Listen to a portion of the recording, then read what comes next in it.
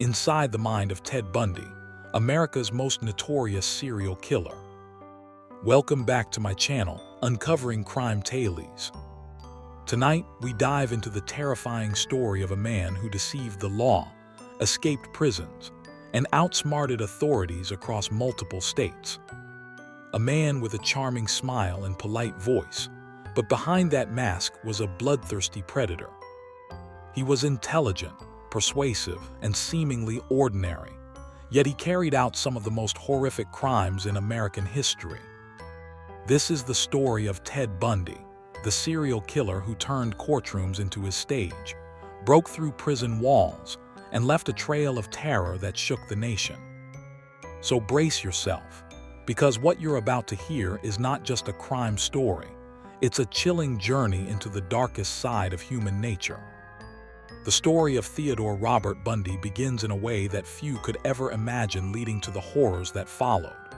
Born on November 24, 1946, in Burlington, Vermont, Ted Bundy was raised believing that his grandparents were his parents, and that his mother, Eleanor Louise Cowell, was his sister.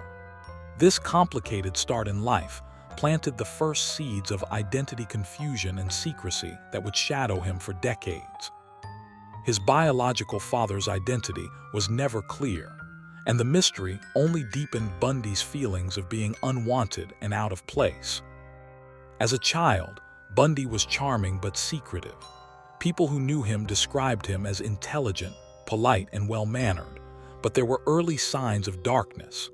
Neighbors recalled young Ted sneaking into homes to look through windows, and some even remembered his unusual fascination with knives. Yet, none of this raised enough alarm at the time to predict the storm that was coming. When Ted and his mother eventually moved to Washington State, she married Johnny Bundy, a hospital cook. Though Johnny was kind to Ted, the boy never fully accepted him as a father figure. He struggled socially and emotionally, often feeling rejected and misunderstood.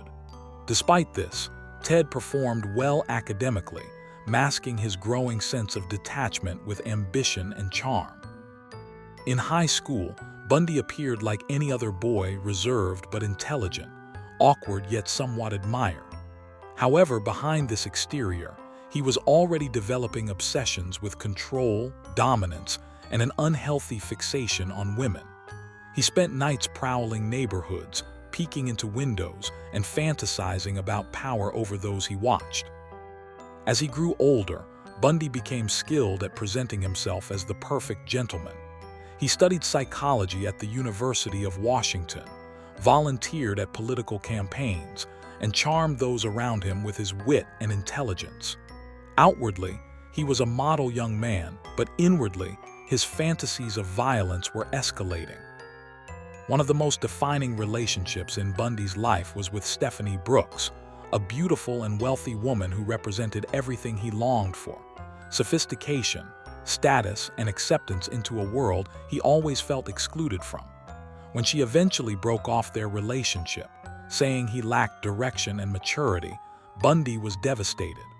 This rejection fueled a burning rage within him.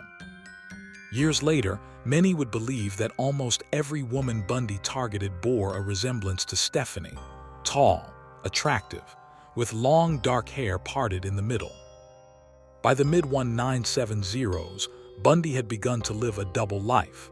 On one hand, he was the charming law student, active in politics, and admired by peers. On the other hand, he was stalking women, planning abductions, and giving in to impulses that would soon make him one of the most feared killers in American history. His first confirmed murders took place in 1974 in Seattle.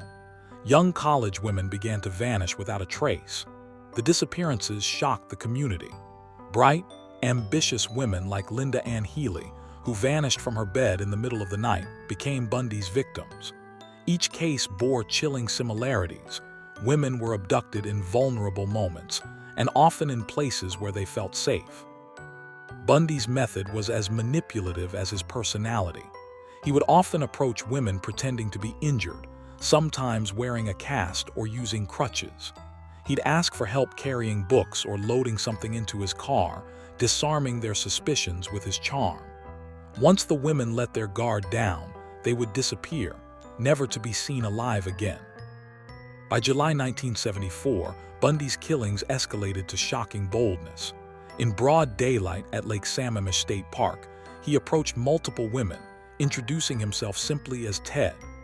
Pretending his arm was in a sling, he asked for help loading a sailboat onto his car. Two women, Janice Ott and Denise Naslund, never returned home. They had been lured by his charm and walked willingly into the clutches of a predator. As panic spread across Washington, police were left baffled. Witnesses described the suspect as a handsome young man named Ted, driving a tan Volkswagen Beetle. Yet, Bundy was still able to slip through the cracks. Even when people who knew him reported his name to police tip lines, his respectable appearance and connections allowed him to avoid suspicion. The mask of normalcy Bundy wore so well was his deadliest weapon. To his girlfriend, Elizabeth Klopfer, he was a loving partner. To colleagues, he was intelligent and ambitious. To society, he was the man next door. But beneath that mask, Ted Bundy was building an empire of terror, and his appetite for violence was only beginning. As the summer of 1974 came to an end, fear spread across Washington and Oregon. Missing posters of young women covered college campuses, and newspapers ran headlines about the mysterious disappearances. Police formed special task forces, but despite multiple eyewitnesses describing a handsome man named Ted driving a tan Volkswagen Beetle, the investigation stalled. Bundy was already one step ahead, carefully concealing his crimes and blending into society. At night, he drove through neighborhoods, searching for his next victim. His methods grew more daring and his cruelty intensified. After luring women, Bundy would assault and murder them, often revisiting the remote sites where he left their bodies. These places became twisted monuments of control, places he would return to again and again, feeding on the memories of his power. By 1975, Bundy moved to Utah to attend law school, but instead of leaving his crimes behind, he brought his hunger with him. In Salt Lake City, young women began to vanish under the same terrifying circumstances. One victim, Carol Da Ranch, would become the first to escape his clutches and expose him. On November 8, 1974, Bundy approached Carol at a shopping mall, impersonating a police officer. He claimed someone had tried to break into her car and asked her to accompany him. Trusting the authority figure, she went with him, but soon realized something was wrong when he drove in the opposite direction of the police station. Suspicion turned into terror when Bundy suddenly pulled over and tried to handcuff her. Carol fought with all her strength, kicking, scratching, and eventually breaking free. She ran into the street, flagging down another driver for help.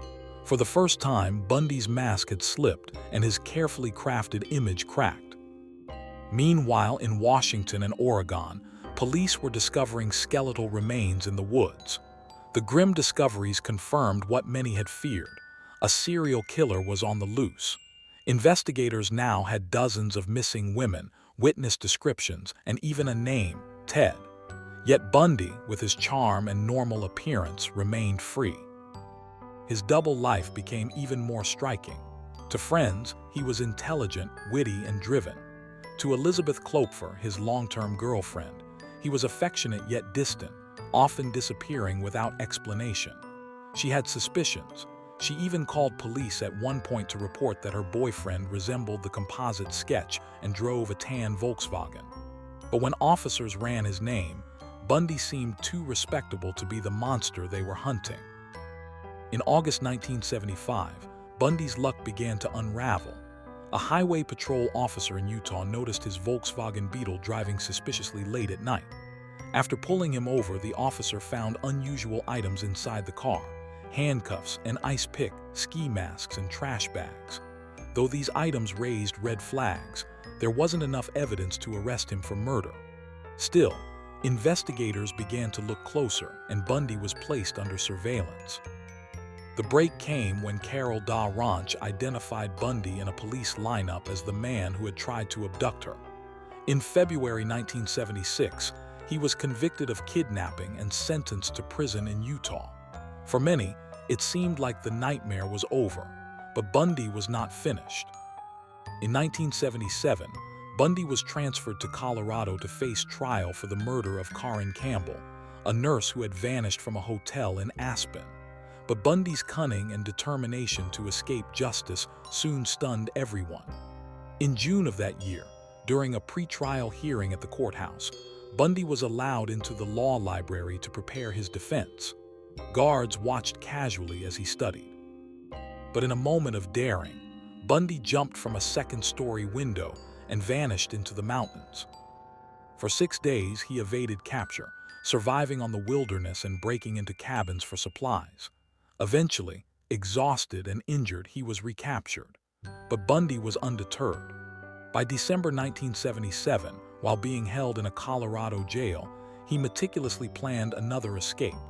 Using a hacksaw blade smuggled into his cell, he sawed through a hole in the ceiling and squeezed into the crawl space above. On New Year's Eve, while guards celebrated, Bundy climbed out, walked right through the front door disguised, and disappeared into the night. This time, Bundy was free for weeks. He traveled across states, eventually making his way to Florida. What followed would become one of the most brutal chapters in his bloody career. When Ted Bundy arrived in Florida in early 1978, he was a fugitive with nothing to lose. He had escaped prison twice, and now, free from the mountains of Colorado, he drifted south until he reached Tallahassee. Settling near Florida State University, he tried to live quietly, but his hunger for violence was uncontrollable. On the night of January 15, 1978, Bundy unleashed one of the most savage attacks in American crime history. At the Chi Omega sorority house, while students slept inside, Bundy broke in through the back door. Moving silently from room to room, he attacked 4 young women. Margaret Bowman and Lisa Levy were brutally murdered. 2 others, Kathy Kleiner and Corinne Chandler, were beaten severely but survived. The attack was so frenzied and vicious that investigators later described the crime scene as nightmarish. But Bundy wasn't finished. Just weeks later, he abducted and murdered a 12-year-old girl, Kimberly Leach, from her middle school in Lake City, Florida. This final crime shocked the nation. Bundy had crossed all boundaries, preying not just on young women but on a child. His freedom didn't last long. On February 15, 1978, Bundy was pulled over by police in Pensacola for driving a stolen vehicle. When officers searched the car, they found stolen IDs, credit cards, and other evidence linking him to recent crimes. Bundy gave a fake name, but eventually admitted who he was. The most wanted man in America was finally back in custody. The trials that followed became national spectacles. Bundy, always hungry for attention, chose to represent himself in court.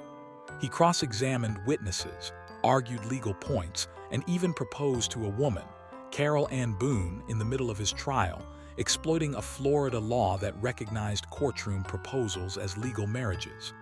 Cameras captured every moment, turning Bundy into a bizarre celebrity. But the evidence was overwhelming. Survivors identified him.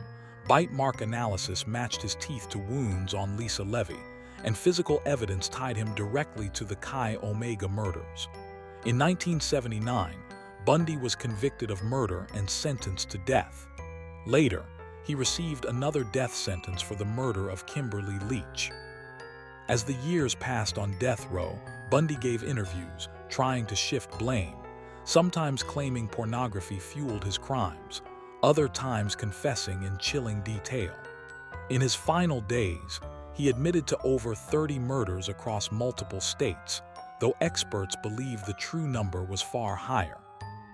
On January 24, 1989, after years of appeals and delays, Ted Bundy was executed in the electric chair at Florida State Prison. Crowds gathered outside the prison, celebrating his death, holding signs that read "Burn, Bundy, burn."